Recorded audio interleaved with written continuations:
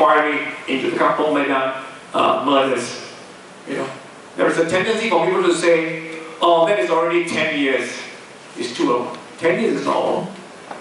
1987 is not long. 1969 is not long.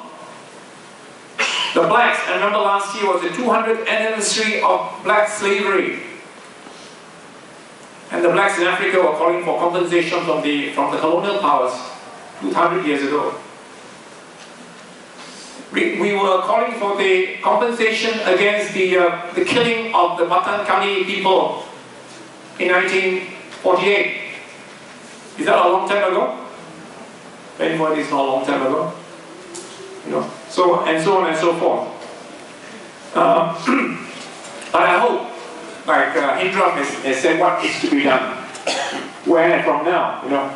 And you know, at the moment, Suaram and other NGOs are busy trying to have the 13th general election demands. It's time we make some demands on the political parties. And one of them is to abolish the new economic policy that came in after May 13 in 1971. Okay?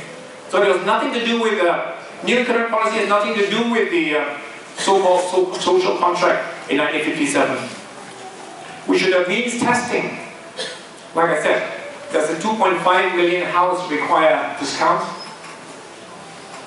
No, you have a certain means. Your income is at a certain level. You're not entitled to any affirmative action. That's a simple fact of life in every country, in the States, in the United Kingdom as well. We should have an Equality Act. Recently the government has said that they want a Race Relations Act. But I'm reading their mind. And their Race Relations Act is actually to deal with people like us.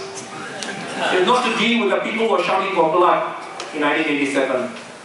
You know, that is what they do not know. It's like they said, oh, we're going to solve the question of peaceful assembly, and then they come up with a peaceful assembly bill, which is worse than any of our other bills. And this is what they're going to do with the Anti-Terrorism Act in place of the ISA, the Race Relations Act that will play the role of the Sedition Act, etc. But we want an Equality Act that can take into account all cases of institutional racism. And not only that, that also takes account of gender, age, disability, etc. And there should be equality, and the Human Rights Commission, the Suaram, should really embody an equality portion in the Commission. They should from now on embrace an equality part of the Commission besides human rights when the Equality Act has been passed. There should be merit-based recruitment. I think at the moment, with the civil service and the armed services being, I think the armed service is something like more than 95% Buddha. And the civil service is more than 77% Buddha.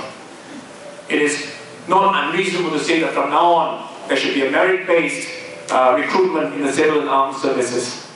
And lastly, we should ratify the Convention for the Elimination of Race Discrimination to make sure that international policies on race discrimination are implemented in the state, in the national laws and the state laws. And the International Covenant on Civil and Political Rights that ensures equality for all will also be embodied. Okay, so I'll stop here. Thank you.